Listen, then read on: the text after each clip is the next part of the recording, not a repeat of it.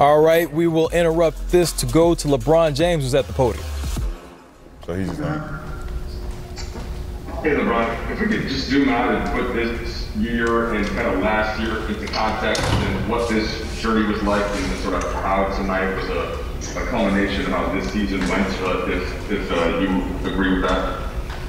I mean, pretty much, it's kind of hard to start thinking about, like, when we got started, the season started so fast after leaving the bubble, obviously. And I think I was talking to Wes in the locker room just a few minutes ago, and I said the one thing that bothers me more than anything, we never really got an opportunity to see our full team at full strength, either because of injury or COVID or something going on with our ball club this year. We could never fully get into a rhythm and never really kind of see the full potential of what we're capable of. And but all in all, I give my hats off to everyone on this team who showed up every day to work, showed up every day to compete, showed up every day to put in the time and the effort, and obviously fell short of our goal, but try to do everything we could to be as good as we could be, as great as we could be under the circumstances. And also also want to shout out Phoenix too, Monty Williams, Book, and that team. They were excellent throughout this series, all of them. So much respect. And how did you come through all of this physically, I guess from the ankle injury on, and what in the offseason, having an actual full offseason, do for you at this stage of your career? Well, it's going to be it's going to work wonders for me, obviously. Obviously during the season, I don't talk about rest. I don't even like to put my mind and frame into that. It makes me weak, but in the off season, I got an opportunity to rest. I got like 3 months to recalibrate, get my ankle back to 100% where it was before that Atlanta game. And, that's the most important thing for me. Everything else feels extremely well. My ankle was the only thing that was kind of bothering me. Well, obviously bothered me in the later stage of the season, and never fully got back to before the injury. But, happy I was able to, just go out there and at least try to help our team win.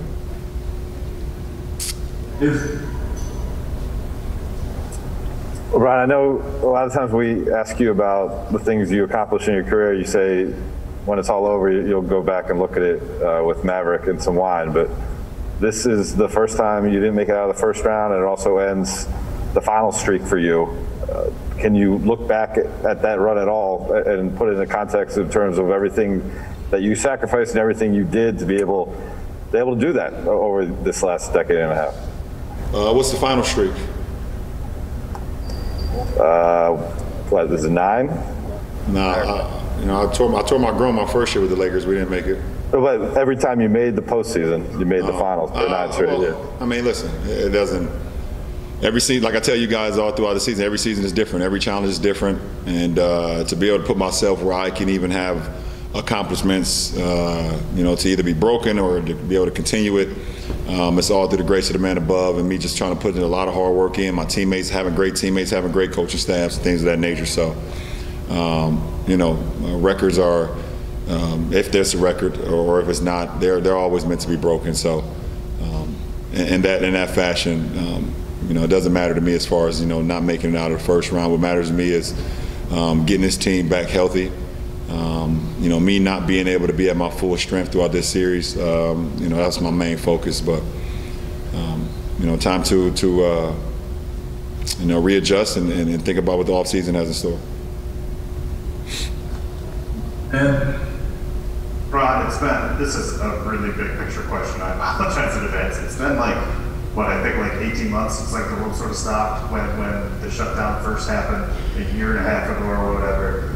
I think probably once you came back to basketball, everything kind of has been condensed into one. What's it been like being a basketball player in this environment this year, mentally? The testing, the restrictions on the road. This is hopefully a once-in-a-lifetime experience. What will you take from it? Well, if you just, I think I always think about just from the moment we entered the bubble to now today. It's been draining. It's been mentally, physically, spiritually, emotionally draining. Did not stop me from, committing to the game, committing to my teammates, committing to the work, putting in the work, mentally trying to stay as sharp as I possibly could. But, throughout it, it's been mentally draining, and like you said, dealing with, every team has to deal with it, obviously. But with us in Miami, obviously, going, the long haul in the bubble and then coming right back on a short notice, to this season, it's been, very draining. So, like I said, I commend my teammates, commend the coaching staff and his organization, just being ready to go when the time was called, and giving everything we had up until this moment. But made a better man win, and the Suns was a better man throughout this year or this series. LeBron, I know this is all really fresh, but last offseason, Rob was really aggressive and made a lot of changes. Brought in a lot of new faces to a team that won the championship. This team obviously didn't have the same success, but like you said, didn't have a chance to see what it would look like at full strength in this environment.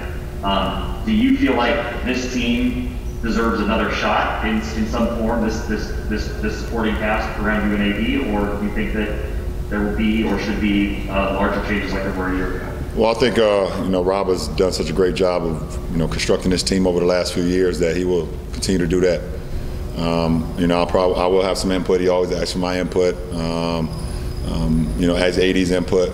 But at the end of the day, we want to continue to get better, and I trust Rob, trust Kurt, trust everyone upstairs that does their diligence, and our coaching staff and things of that nature. So obviously, number one thing for us is getting AD healthy. That's number one, because it doesn't matter what changes we make. We get big fella healthy, and he's back to what he was before the injury. Get my ankle back right, which 1,000%. I already know that I'll be 100% as far as my ankle when the season starts in October, and then go from there. So that put us in the best possible chance to be successful next year. But like I said, Rob will do his due diligence and construct this team to where it needs to be to compete for a championship once again. We'll take a couple more, Calvin. LeBron, we saw these pictures of you giving a signed jersey to Devin Booker. One, why was that moment important to you? Why was that gesture important to you? And two, when you look around the playoffs and see some of the young players having outstanding postseasons so far, do you sense that could be motivation for you this offseason to kind of stay on top? Well, first of all, I love everything about D-Book. I've had numerous conversations with him in the past, and he continues to make the jump. And when you want to be great in this league, and as he said, as Kobe told him to be legendary, when you want to be legendary in this game, you got to continue to improve not only your game, but you as a man and everything, both on and off the floor. And all the conversations I've had over the years, I could tell he soaked them up and has used them to his advantage. And everyone sees what he's able to do on the floor right now, but I think his maturity, him as a young man, is what I'm most impressed about. So I love everything about Book. So that's the post-game interaction. Secondly, I don't need motivation, from anybody in this league. I motivate myself. I'm motivated by my kids, by my family, and the love of this game. But take nothing away from it. There's some young guns in this game. Book, Donovan Mitchell, Luka, John Morant. So many guys that's like 22 and under, or 23 and under, who are just flat out special. And I was just to name a few. Jason Tatum. Let me not forget about him, how special he is.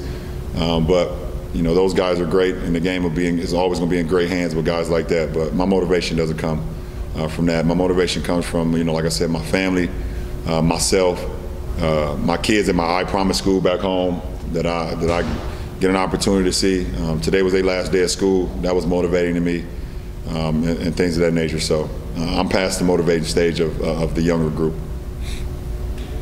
We'll take one more question, then Dan, just a follow-up. Barry Bloom, go ahead.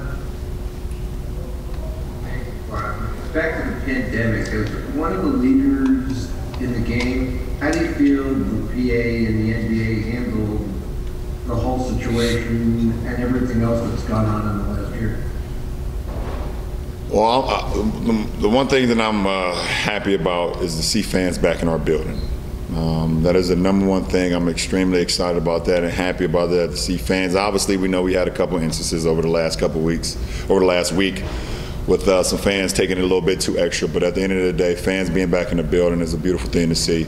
You commend the PA, you commend the league, Adam Silver and his crew on figuring out a way to withstand the pandemic, to withstand it, and the players committing to it. And it's been tough. Like I said, it's been tough on all of us, getting tested 2 or 3 times a day, and at all times of the hour throughout the day. But guys committed to it, and guys are happy to be back on the floor and doing it for the love of the game, doing it for your teammates, doing it for your family, and also just having the fans back in the building. So, hopefully we got this thing under wraps.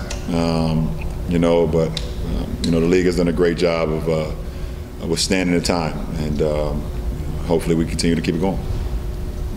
Last one, Dan. To LeBron. Just really quickly, I know you didn't expect to be in this position, but do you think your ankle or your energy levels put the Olympics on the table for you as something you would want to do this summer? Kind of what are your thoughts on it? No, I think I'm gonna play for the Toon Squad this summer instead of the Olympics. I think that's what that's my focus on trying to beat the Monstars, or the Goon Squad, we call them now. So didn't have much success versus Suns, so now I am gearing my attention to the Goon Squad here in mid-July. So I'm gonna let the ankle rest for about a month, and then I'm gonna gear up with Lola, Taz, Granny, Bugs, and the rest of the crew. So hopefully see y'all at the match.